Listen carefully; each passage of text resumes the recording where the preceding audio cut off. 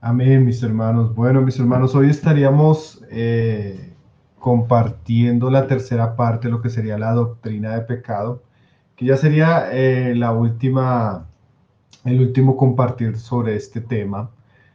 Como decíamos desde un comienzo, mis hermanos, este realmente es un tema panorámico, donde apenas estuvimos compartiendo algunos aspectos de la doctrina del pecado. Comenzamos con el origen y la universalidad del pecado.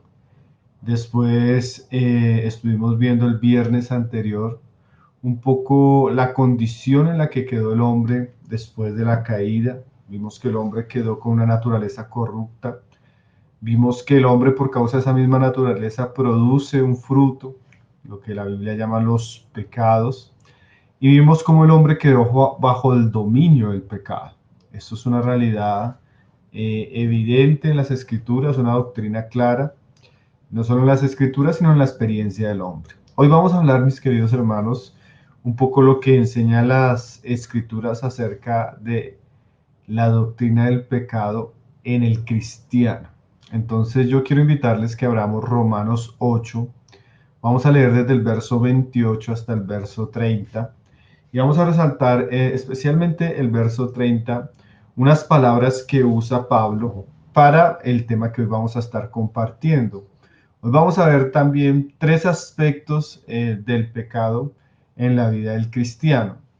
Los podríamos llamar de varias maneras. Podríamos llamarlo aquello que tiene que ver con el perdón en la vida del cristiano, aquello que tiene que ver con la victoria del cristiano sobre el pecado, y aquello que tiene que ver con la libertad que experimenta el cristiano del pecado.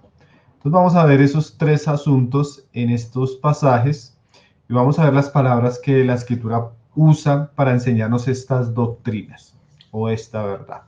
Entonces dice Romanos 8, verso 28, dice: y sabemos que a los que aman a Dios todas las cosas les ayudan a bien.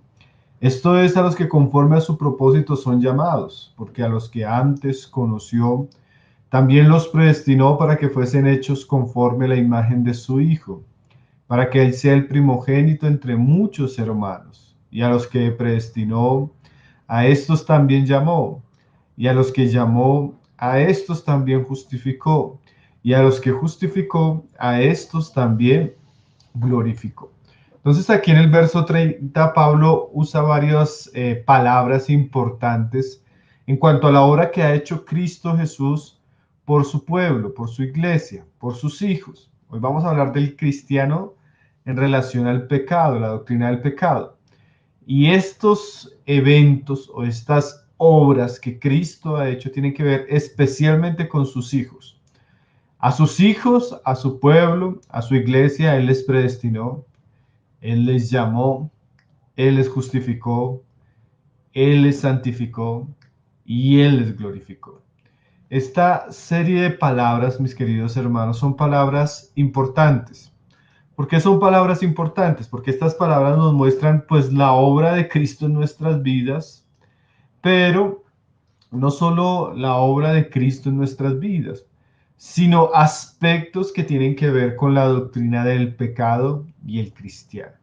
Entonces vamos a ver aquí que Pablo habla que el Señor justifica y que el Señor glorifica. También hay otros pasajes donde las Escrituras nos dice que el Señor nos santifica. Y esos son los tres aspectos que vamos a estar tratando: justificación, santificación y glorificación. O en las palabras que yo usaba anteriormente, perdón, victoria y libertad. Entonces vamos a ver qué significa cada una de esas palabras y qué es lo que enseñan las Escrituras en relación a esto en cuanto a nuestra vida cristiana y bueno, lo que hemos venido hablando del pecado. Entonces vamos a ir a otros pasajes ahí en Romanos, donde Pablo nos va a explicar qué es eso de justificación. A los que llamó, Él también justificó. ¿Cuál es la doctrina de la justificación? Es una doctrina que tiene que ver con el perdón de nuestros pecados, una doctrina sumamente importante. Ahí en el capítulo 3, desde el verso 21, cuando uno va leyendo y comentando el libro de Romanos, se da cuenta que Pablo va a llegar a unas conclusiones muy importantes, las primeras conclusiones importantes de la carta. Pablo en el capítulo 1, 2 y los primeros versículos del 3, él viene mostrándonos la condición caída, la naturaleza corrupta del hombre y su culpabilidad, cosas que veíamos la vez pasada. Pero a pesar de que el hombre quedó en una total corrupción, quedó condenado por causa de sus pecados, quedó como enemigo de Dios después de la caída, gracias a Dios nosotros sabemos por la palabra que Dios no dejó al hombre en esa condición, sino que a pesar de la condición en la que quedó el hombre después de su rebelión, a pesar de que el hombre fue profundamente afectado por el pecado, de tal manera que todos heredamos una naturaleza corrupta, Dios hizo una obra. Y esa obra, pues claramente nosotros sabemos que es la obra que hizo nuestro Señor Jesucristo. Y esa obra no solo está ligada con el pecado, es importante aclararlo, pero sí hay aspectos de la obra de Cristo que tienen una relación muy directa con el pecado, especialmente en la vida de sus hijos. Y nosotros vamos a resaltar esos tres aspectos que mencionábamos hoy en cuanto al pecado y el creyente y la obra de Cristo, porque los pasajes que leíamos ahorita en el capítulo 8 están en aquella expresión de fe de Pablo en relación a lo que Cristo hizo y ha obtenido por nosotros. Entonces, la primera palabra que encontramos en cuanto a la obra de Cristo y el cristiano y el pecado va a ser la palabra justificación o la doctrina de la justificación. Entonces dice aquí en el verso 21, Romanos 3, 21, dice, pero ahora, aparte de la ley, ¿por qué aparte de la ley? Porque la ley era para condenar al hombre, para mostrarle su condición, para mostrarle sus pecados, de tal manera que el hombre guarde silencio ante su culpa evidenciada por la ley. Dice ahora Pablo, pero ahora aparte de la ley se ha manifestado la justicia de Dios. ¿Qué es la justicia de Dios? En pocas palabras, la justicia de Dios es la manera como Dios justifica. Por eso usamos la palabra justificación. Aparte del juicio que traía la ley hacia el hombre por causa de sus pecados, Dios manifestó o sacó a la luz su justicia. O sea, Dios sacó a la luz una manera en la cual Él iba a perdonar y a justificar a los hombres. Ahora, esa justicia de Dios o esa justificación, dice Pablo, ya había sido testificada por la ley y por los profetas. O sea, desde el Antiguo Testamento, Dios había anunciado que iba a llegar un momento donde Él iba a imputar su justicia al hombre, donde Él iba a perdonar al hombre, donde Él iba a liberar al hombre de sus responsabilidades por causa de sus pecados. Ahora, esta es una doctrina muy importante, mis hermanos. Tal vez, como algunos comentaristas han dicho de la epístola a Romanos, estos versículos nos van a mostrar la acrópolis de la fe cristiana. O sea, nos van a mostrar en esencia qué fue lo que obtuvo Cristo, cuál fue el alcance de su obra, porque la vez pasada veíamos a un hombre enfermo, un hombre culpable, un hombre condenado, un hombre que no solo practica el pecado, sino está esclavo al pecado. Pero hoy lo que vamos a ver es la solución, la medicina de Dios, la salvación que Dios trae a ese hombre condenado. Y lo primero que la palabra nos va a mostrar que tiene que ver con la obra de Cristo, que es la doctrina de la justificación, tiene que ver con la culpabilidad del pecado. ¿Qué quiere decir eso? Nuestros pecados tienen una culpa. Y si Dios es justo, Él tiene que llamar al hombre para que pague por sus pecados.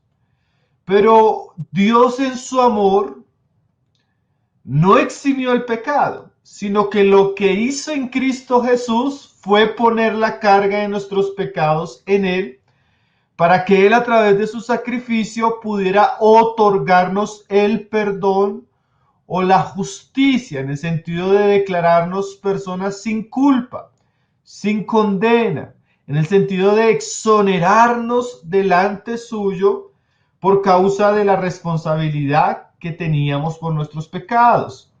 Ahora, esa verdad o esa doctrina tiene que ver con el perdón de nuestros pecados, ¿sí? Tiene que ver cómo Dios otorga salvación, cómo Dios exonera, cómo Dios ahora Él mismo en Cristo Jesús carga con nuestros pecados para podernos justificar. Dice, la justicia de Dios por medio de la fe en Jesucristo, para todos los que creen en Él, porque no hay diferencia por cuanto todos pecaron y están destituidos de la gloria de Dios. Quiere decir que ahora Dios decide justificar a los hombres por medio de Jesucristo, por medio de la fe en Él. Como todos pecaron y todos están destituidos, tanto el asesino como el mentiroso, como el orgulloso, como todos los hombres que son pecadores, están destituidos. Ahora Dios determina justificarlos por gracia, por amor, gratuitamente, dice ahí el 24, siendo justificados gratuitamente por su gracia mediante la redención que es en Cristo Jesús. Entonces Dios, en vez de condenar al hombre por sus pecados y enviarle al castigo eterno, Dios proporciona un gran salvador, un medio de salvación, un sustituto, alguien que toma nuestro lugar, alguien que sufre por nosotros el golpe de la ira de Dios, alguien que bebe la copa de la ira y muere expiatoriamente por nosotros, Jesucristo. De tal manera que ahora Dios puede perdonar a los hombres de manera justa, porque hubo alguien que pagó el precio, un cordero sin mancha, sin pecado, que es el mismo Hijo de Dios. Dice el 24, siendo justificados gratuitamente por su gracia, mediante la redención que es en Cristo Jesús. Entonces, el primer estadio del creyente y el pecado que nos muestra el libro de Romanos es que el creyente ahora por la obra de Jesucristo ha sido justificado gratuitamente mediante la redención que es en Cristo Jesús. O sea que la justificación o la exoneración total de nuestros pecados fue un acto declaratorio de Dios obtenido en la cruz. Es como si legalmente ante el tribunal divino el hombre fuera perdonado de toda su responsabilidad por causa de sus pecados. Y el medio que Dios escogió para perdonarnos, librarnos y justificarnos delante de Él fue el sacrificio de su Hijo. Entonces la doctrina de la justificación nos enseña que Dios en un acto redentor en Cristo Jesús asumió nuestra responsabilidad. Y esa obra es suficiente para perdonarnos delante de Dios de una vez y para siempre. Es un acto único con el cual Dios nos justifica, que es el sacrificio de Cristo Jesús. El cristiano, una vez cree en Cristo por la fe, por gracia, recibe la justificación para siempre. No es que la justificación, digamos, tenga grados o que yo sea justificado en una medida y en la medida que voy caminando con Dios, esa justificación es más completa o yo soy más justo que otro cristiano. No. Todos los que han creído en Cristo han sido justificados totalmente. Dios nos ha declarado absueltos de nuestra condenación y culpa. ¿Sí? Nuestro hermano Berkov, él dice, definiendo esta doctrina de una manera muy interesante, muy clara, dice: la justificación es un acto judicial de Dios en el que Él declara sobre la base de la justicia de Jesucristo que todas las órdenes de la ley se cumplen con respecto al pecador. Entonces, el cristiano ha sido declarado justo, el cristiano ha sido perdonado, el cristiano ya no tiene un acta de decretos en su contra, Cristo ya pagó, ahora el cristiano ha sido declarado justo. Entonces, en cuanto a lo que veíamos la vez pasada, mis hermanos, que el cristiano tiene el hombre tiene una serie de pecados que lo hacen culpable delante de Dios, por los cuales Dios le va a juzgar y le va a condenar para siempre. Ahora que el cristiano experimenta el arrepentimiento y la fe en el sacrificio pleno de Cristo, lo primero que Dios le otorga a sus hijos es la absolución completa de sus pecados. Quiere decir que ya el cristiano no tiene ninguna responsabilidad, ninguna deuda delante de Dios por sus pecados. Todos nuestros pecados, pasados, presentes y futuros, bajo la justicia de Dios, han sido cargados por Cristo en la cruz. Y ahora nosotros hemos sido declarados perdonados. Entonces la justificación tiene que ver con nuestra salvación, tiene que ver con nuestro nuevo nacimiento, tiene que ver con nuestro perdón de pecados, tiene que ver con nuestra redención, que son todas aquellas verdades que están ligadas a la obra del Evangelio cuando la persona cree. Entonces nosotros tenemos seguridad por la palabra que un cristiano, una persona que ha creído en Jesucristo, ha sido perdonado de manera completa, de manera eterna y de manera innegable. O sea, la palabra asegura la salvación, la justificación y el perdón de pecados para todos aquellos que hemos creído en Jesucristo. Entonces es el primer aspecto que la palabra nos muestra en cuanto a la doctrina del cristiano y el pecado. El cristiano ha sido justificado, el cristiano ha sido perdonado, y esa fe en Cristo Jesús nos da seguridad por las Sagradas Escrituras de este evento. El que cree ha sido justificado por medio de la fe en Cristo Jesús. Ahora, el segundo aspecto que vamos a considerar, que también nos lo describe el libro de Romanos y pues otros muchos pasajes de las Sagradas Escrituras, es lo que veíamos al comienzo en esas palabras. Decíamos que primero perdón, y el perdón está ligado a la justificación.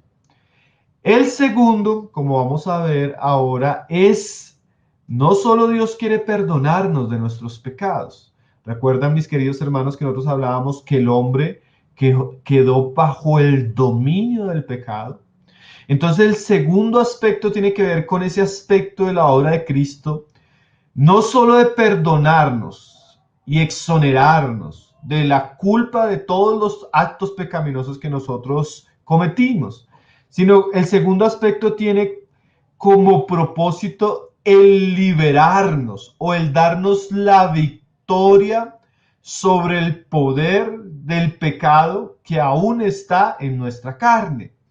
Entonces, la segunda palabra o doctrina que vamos a tratar se llama santificación. La justificación tiene que ver con el perdón de nuestros pecados, pero la santificación tiene que ver con la victoria que debe experimentar el creyente del pecado. Ahora, Cristo no solo murió para perdonar nuestros pecados, sino que Cristo murió para que nosotros pudiéramos vencer el pecado, para que nosotros no sigamos viviendo en esclavitud al pecado. Y eso, pues, la Escritura comienza a mostrarnos también en la carta de Romanos de manera muy clara. Si usted puede mirar el capítulo 3, 4 y 5, Pablo va a enfatizar en cuanto a lo que es la justificación. Pablo hace una explicación muy contundente para darle seguridad al creyente de su salvación, de su justificación, de su perdón. Del capítulo 6 al capítulo 8, Pablo nos va a mostrar ahora otro asunto, los capítulos que tratan acerca de la santificación. O sea que un cristiano que ha sido perdonado, que ha sido justificado, ahora él va a ser llevado en un proceso de madurez, de crecimiento espiritual, que la Biblia le llama santificación, Y uno de los aspectos que tiene que ver esa santificación, especialmente con el pecado, tiene que ver con la victoria del cristiano sobre el pecado. Podríamos decir que la justificación es un acto que Dios le otorga al creyente por la fe, exclusivo de la obra de Cristo. El creyente es justificado plena y completamente por lo que hizo Dios en Cristo Jesús. La obra de la salvación es 100% una obra divina. El creyente no participa, no hay méritos, no hay obras.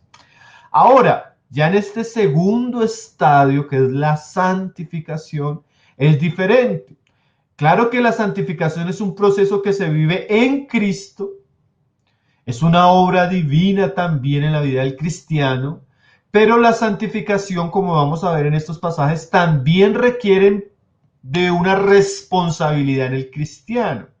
Como John Wesley decía, en cuanto a la salvación, 100% Cristo. En cuanto a la santificación, 100% Cristo y 100% el cristiano. O sea, hay una parte que hace Dios en el creyente y hay otra parte que hace el creyente en Dios. Y la santificación tiene como fin vencer el poder del pecado en la vida del creyente. Nosotros sabemos por experiencia que cuando creemos somos perdonados. Sentimos cómo Dios quitó la carga de nuestros pecados. Vimos cómo el Señor nos dio un nuevo corazón, nos dio de su espíritu, nos hizo hijos, nos perdonó, nos reconcilió con Él. Pero en la medida que nosotros vamos avanzando en nuestra vida cristiana, mis hermanos, nos damos cuenta que aún hay unos rezagos del pecado y del dominio del pecado en nuestra carne. Y comenzamos a tener las experiencias que leíamos la vez pasada de Romanos 7, dándonos cuenta que aún en nuestros miembros todavía habita el pecado. Entonces este siguiente aspecto, el de la santificación, tiene que ver con la victoria sobre el poder del pecado en nuestra carne. Entonces dice así, vamos a leer algunos versículos para ver esta doctrina tan importante. Dios no solo quiere librarnos de la culpa del pecado, sino Dios quiere librarnos del poder del pecado en nuestra carne, para que el creyente viva una vida sin esclavitud al pecado, para que el creyente viva una vida victoriosa sobre el pecado, para que el creyente, como lo dice Romanos 8, por el Espíritu Santo haga morir las obras de la carne y de fruto del Espíritu para gloria de Dios. Entonces dice Romanos 6:1, dice, ¿qué pues diremos? ¿Perseveraremos en el pecado para que la gracia abunde? Sería terrible llegar a esa conclusión que Pablo está diciendo ahí, ¿no? Ahora que estamos en la gracia, ¿podemos seguir pecando? ¿Debemos perseverar en el pecado? Por supuesto que no, de ninguna manera, como lo dice el verso 2, en ninguna manera, porque los que hemos muerto al pecado, ¿cómo viviremos aún en él? ¿Qué es eso de morir al pecado? Bueno, Pablo va a unir la santificación a la experiencia de la obra de la cruz, y cómo esa experiencia de la obra de la cruz no solo tiene que ver con nuestros pecados y con librarnos de la culpa de ellos, sino que también tiene una aplicación hacia nuestras vidas para vencer el pecado en nuestra carne.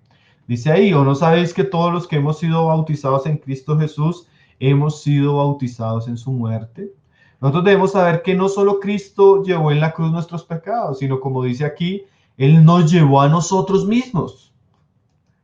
¿Sí? ¿No sabéis que también hemos sido bautizados en su muerte? ¿Qué quiere decir que hemos sido bautizados en su muerte? Quiere decir que en la cruz de Cristo el cristiano también fue puesto para que en ella fuera sepultada la naturaleza caída y dominante del pecado en el hombre. Dice ahí, porque somos sepultados juntamente con él para muerte por el bautismo, a fin de que como Cristo resucitó de los muertos por la gloria del Padre, así también nosotros andemos en nueva vida.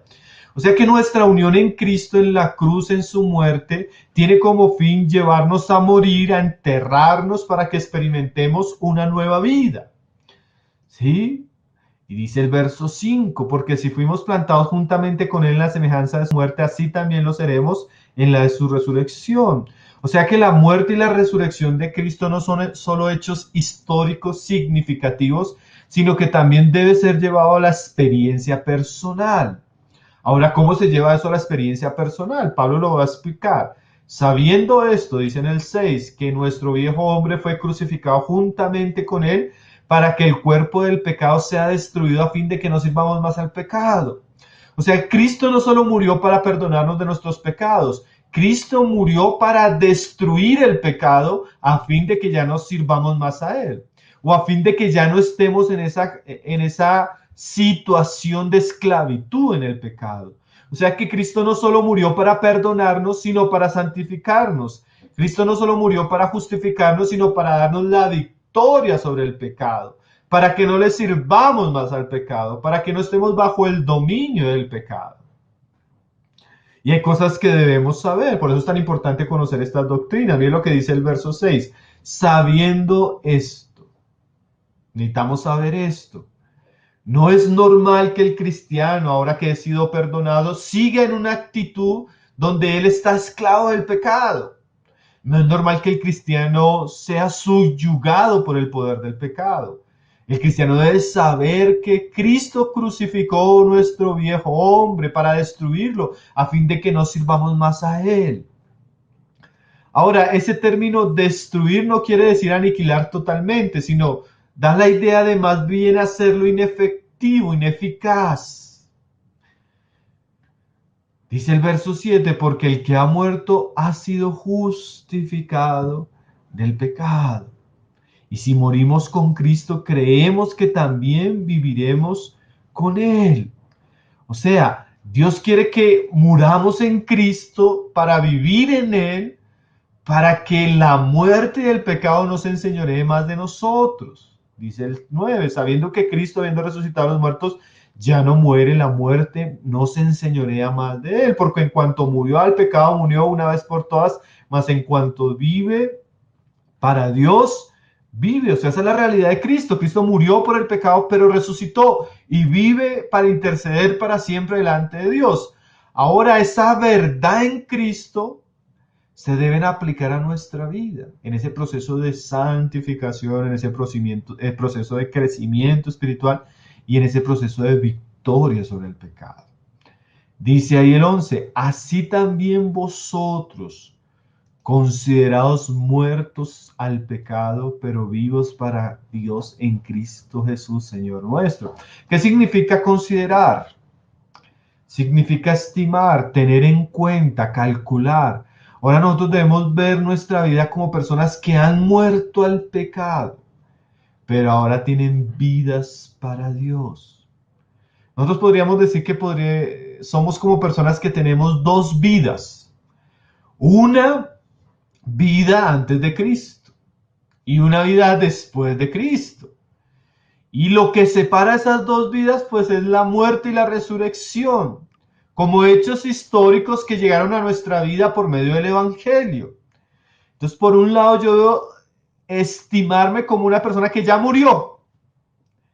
Y ahora debemos estimarme como una persona que ahora vive. ¿Y cómo vive? Pues en Cristo Jesús. Recuerdo mucho unas palabras de Agustín de Hipona. Los hermanos que conocen la biografía de Agustín saben que Agustín fue un hombre muy pecador antes de Cristo, un hombre muy inmoral. Y él acostumbraba a visitar burdeles y prostíbulos y se rodeaba de, muchas mujeres inmorales.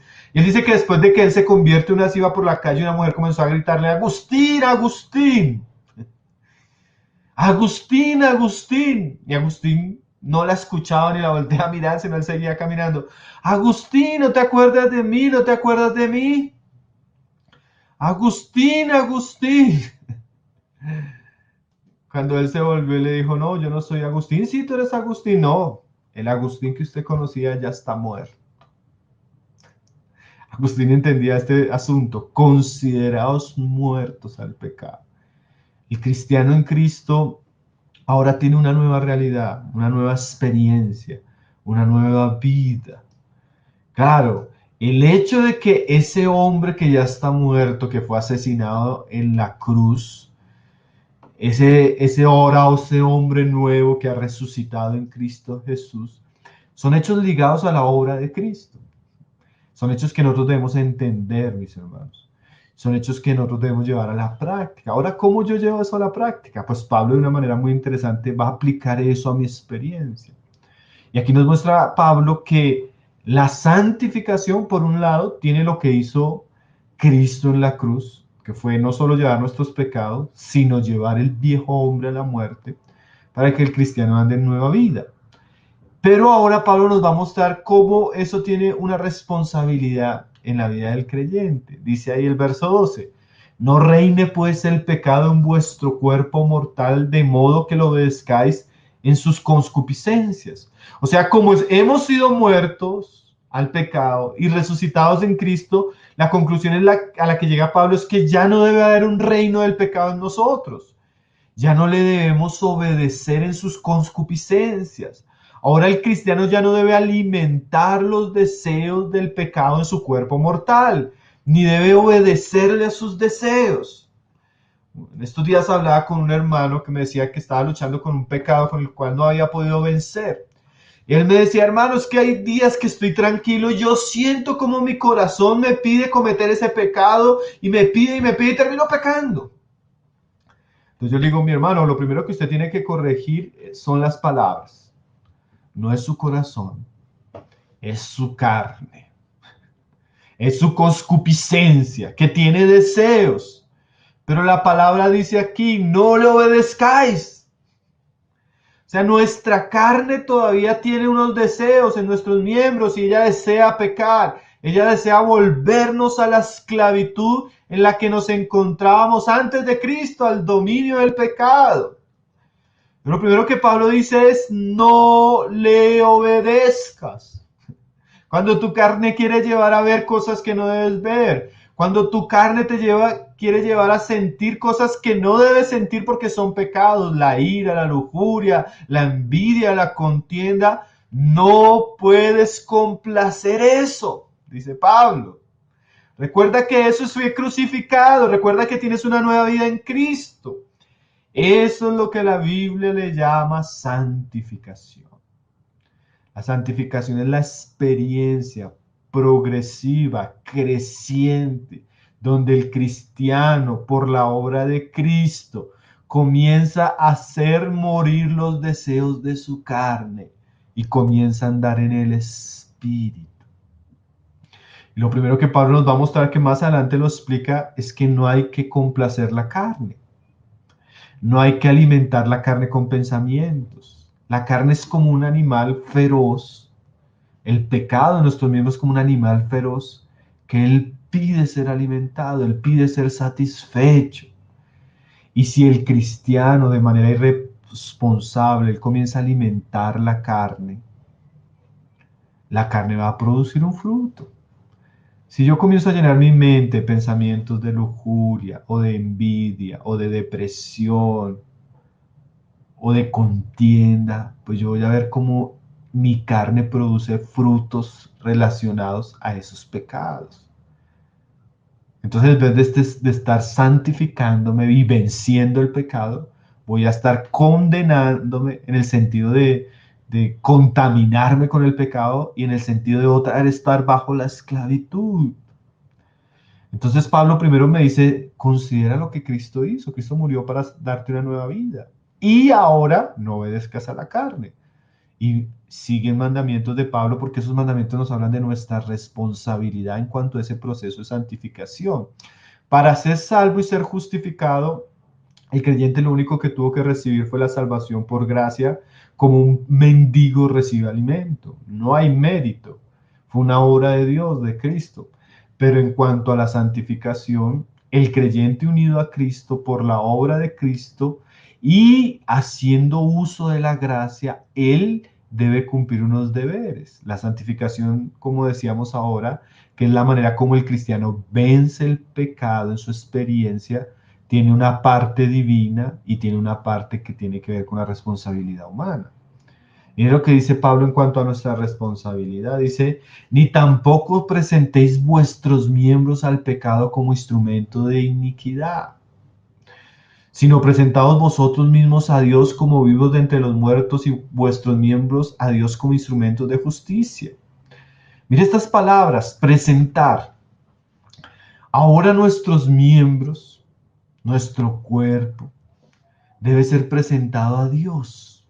¿Por qué? Porque estamos vivos, no estamos muertos, estamos en Cristo Jesús. Entonces ahora yo debo presentar mis miembros para la justicia.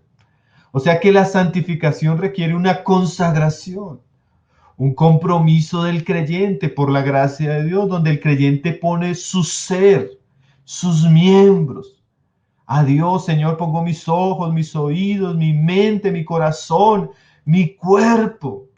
Así como antes ofrecíamos nuestro cuerpo al altar de la inmundicia y del pecado.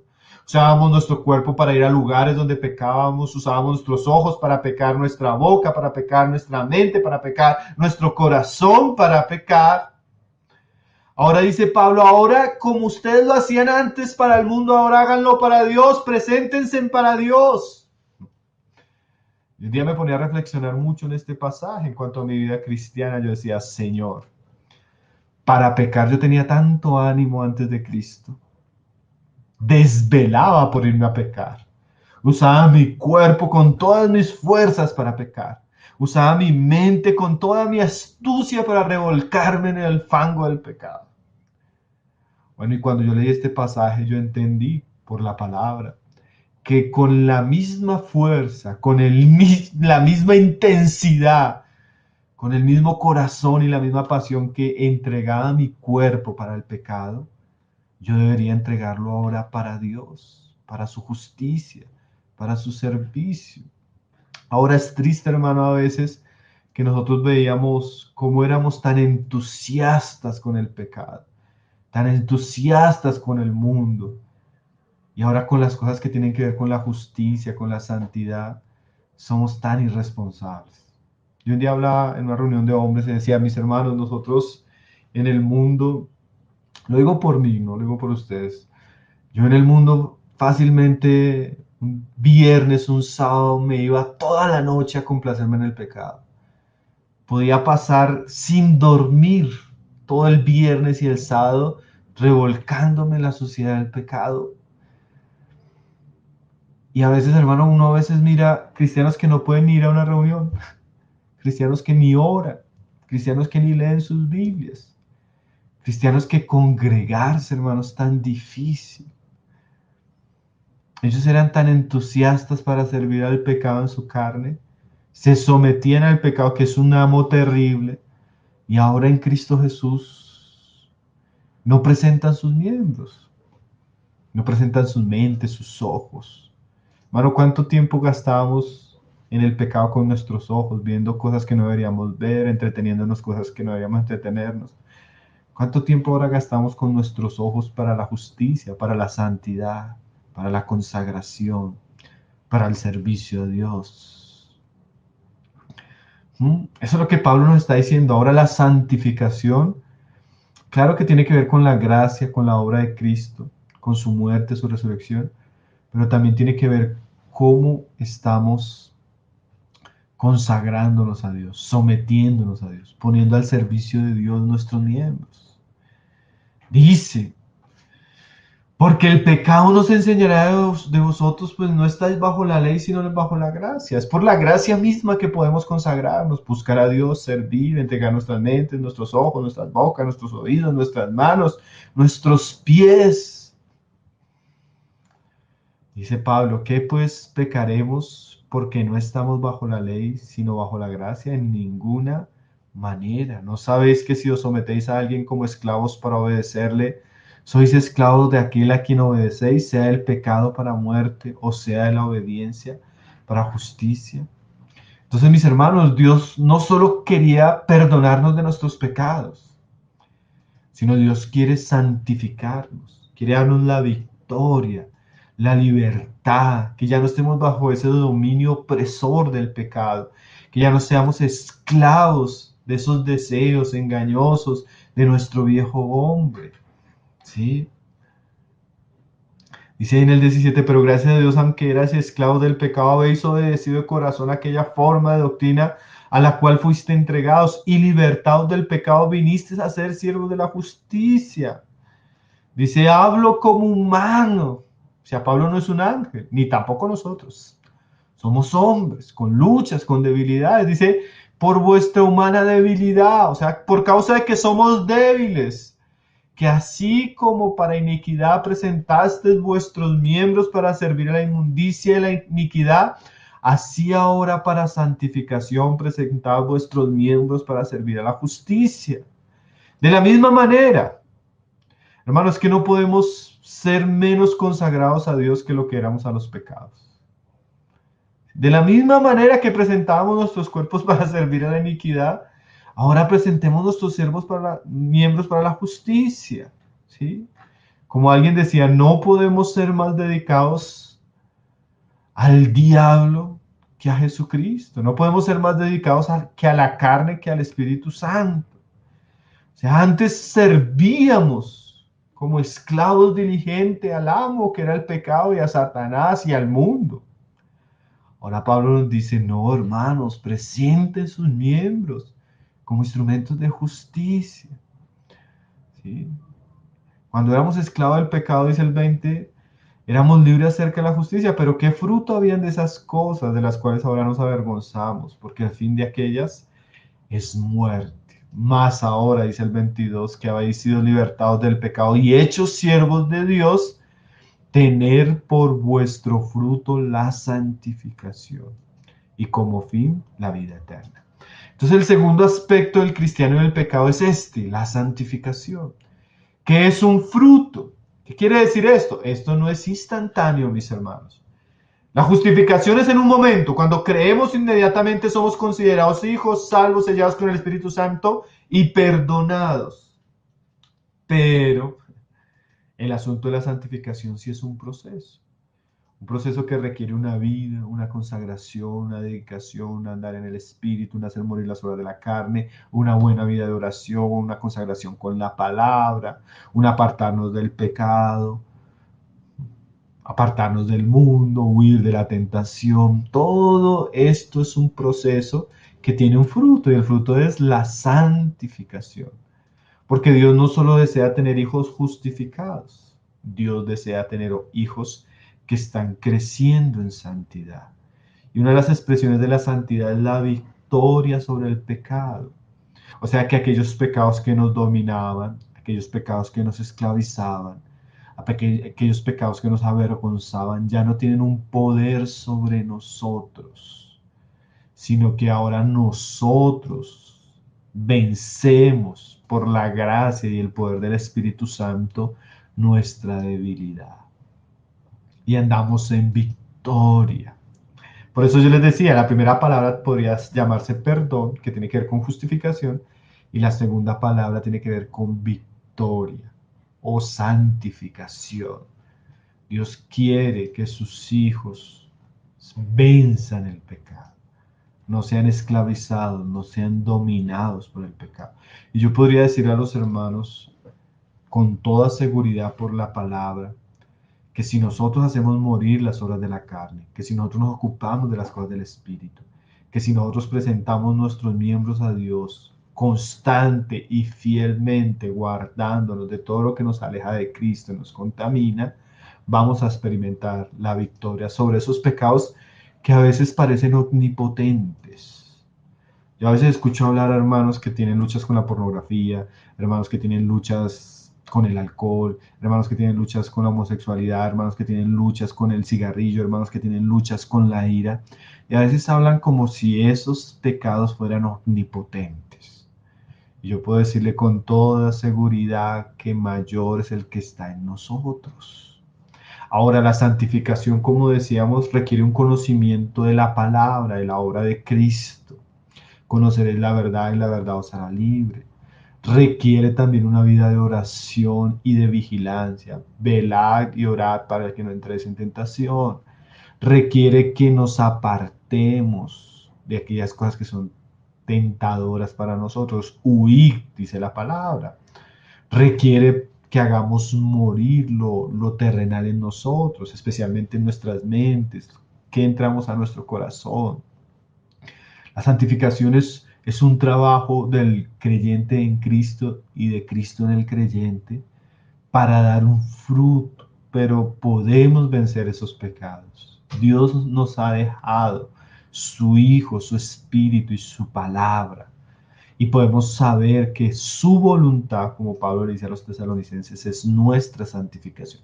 No solo nuestra salvación, no solo habernos perdonado el pecado, sino librarnos del dominio del pecado.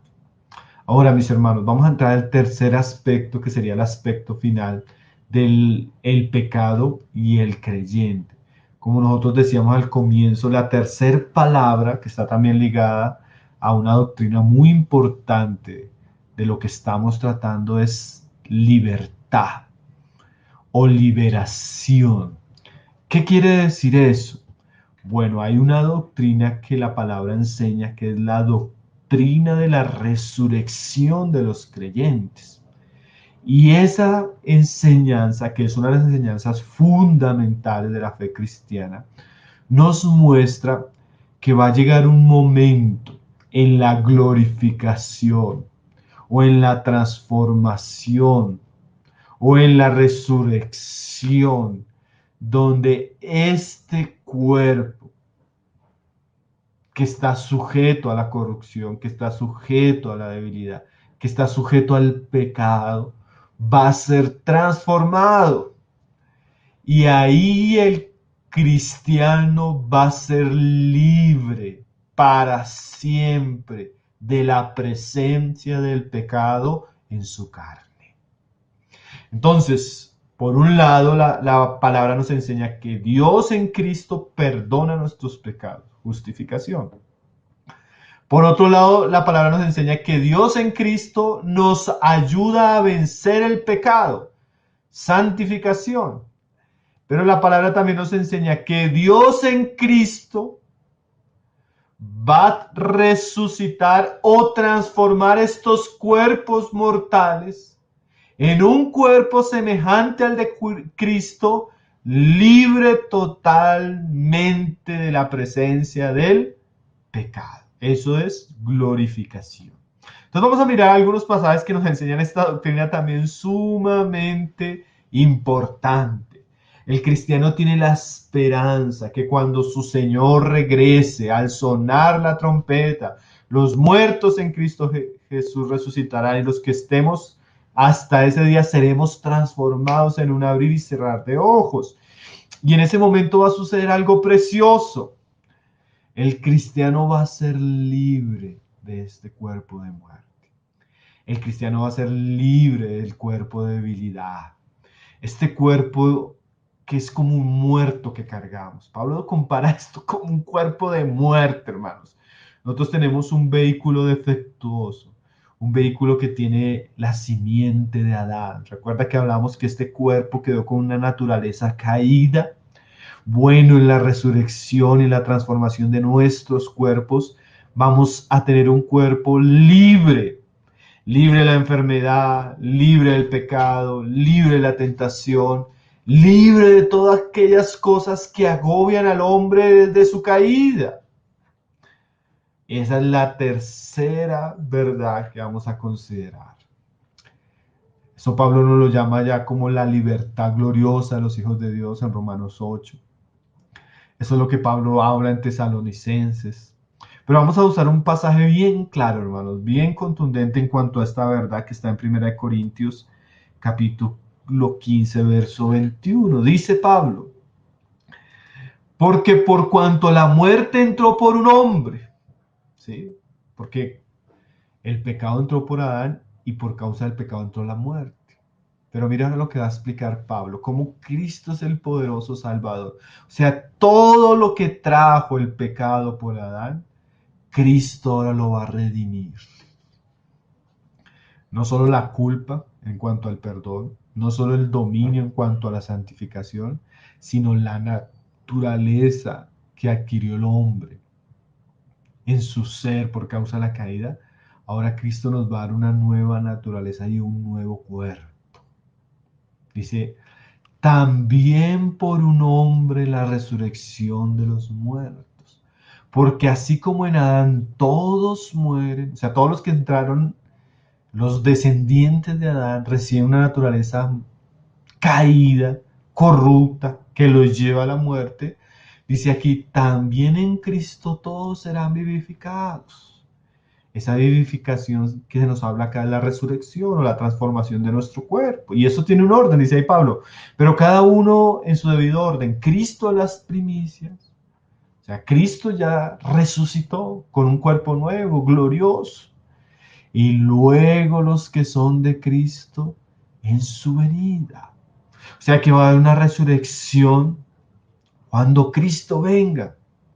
Nuestros cuerpos serán transformados. La palabra habla bastante de eso, en un abrir y cerrar de ojos.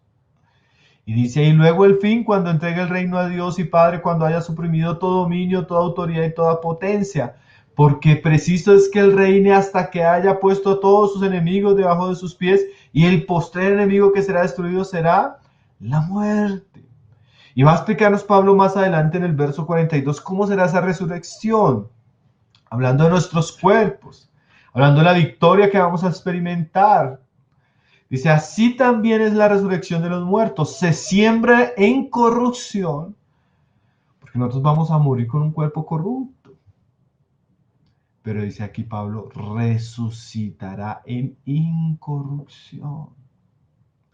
Hermanos, qué gloriosa esperanza. Si hay algo con lo que, yo no sé usted, pero si hay algo con lo que estoy profundamente cansado, con lo que estoy profundamente decepcionado con mi cuerpo, con este cuerpo viejo, este cuerpo débil, este cuerpo inclinado al pecado, inclinado a la debilidad, inclinado a la muerte, inclinado al cansancio. Curiosamente ahorita, hermanos, que me estaba preparando para la reunión, sentía tanto cansancio, tanto dolor de cabeza. Y ahorita es tan consolador saber que algún día vamos a ser resucitados. Algún día la presencia del pecado y sus consecuencias, la debilidad, la enfermedad y la muerte, ya no estarán en el nuevo cuerpo que el Señor nos dará. ¿Cuánta esperanza hay en esto, no, hermanos? A veces a nosotros nos gusta vernos bien, fuertes, saludables, simpáticos. Hermano, este cuerpo va a perecer. Este es un cuerpo de muerte. Este es un cuerpo afectado seriamente por la herencia de nuestro padre Adán. Pero lo importante que debemos saber es que hay una esperanza. La esperanza de que Jesús resucitó. Y así también nosotros resucitaremos. Así también nosotros venceremos en Cristo Jesús. Así también nosotros seremos totalmente libres, ya no solo de los pecados ni del poder, sino seremos totalmente libres de la presencia del pecado y la muerte en nuestros cuerpos. Dice Pablo ahí en el 43, se siembra en deshonra, resucitará en gloria. Este cuerpo es deshonroso, después de la caída quedó en un estado de deshonra. Hay que cubrirlo con unas ropas por su misma vergüenza, por su misma desnudez. Pero Pablo nos dice que no sabemos a cabalidad cómo explicar esto, va a resucitar en gloria.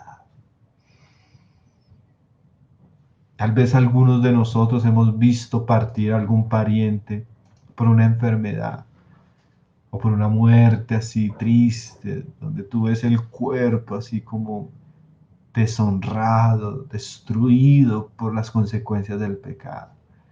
Bueno, el que muera en Cristo algún día va a ser resucitado, ya no en deshonra ni en corrupción, sino en gloria.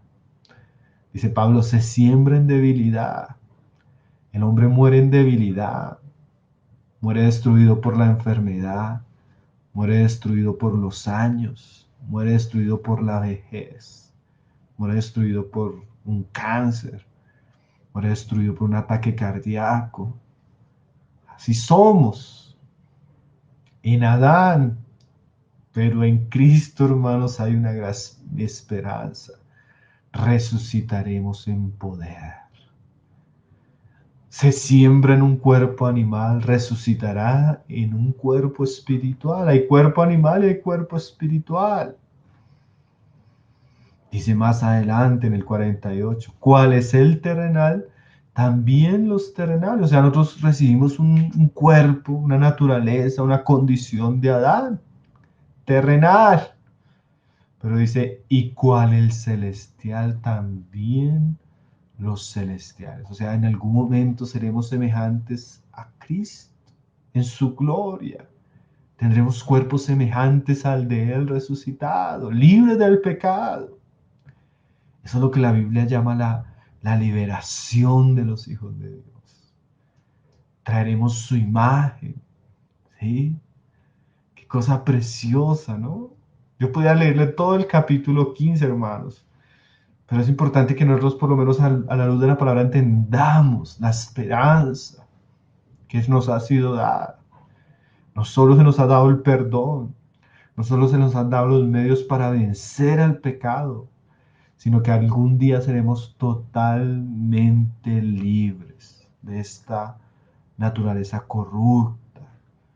Más adelante Pablo dice eh, en el verso 51, dice, he aquí os digo un misterio, no todos dormiremos, pero todos seremos transformados en un momento, en un abrir y cerrar de ojos, a la final trompeta, porque se tocará la trompeta y los muertos serán resucitados incorruptibles y nosotros seremos transformados. Porque es necesaria que esto corruptible se vista de incorrupción y esto mortal se vista de inmortalidad. Eso es algo necesario, así como fue necesario el perdón, la justificación, ahora en el presente es necesaria la santificación, en el futuro va a ser necesaria la incorrupción, la inmortalidad. Ay, hermanos, esto es maravilloso. Dice ahí, cuando esto corruptible se haya vestido de incorrupción y esto mortal se haya vestido de inmortalidad, se cumplirá la palabra que está escrita, sorbida es la muerte en victoria. ¿Dónde está, oh muerte, tu aguijón? ¿Dónde, oh sepulcro, tu victoria? Ya que el aguijón de la muerte es el pecado y el poder del pecado la ley. Mas gracias sean a Dios que nos da la victoria por medio de nuestro Señor Jesucristo.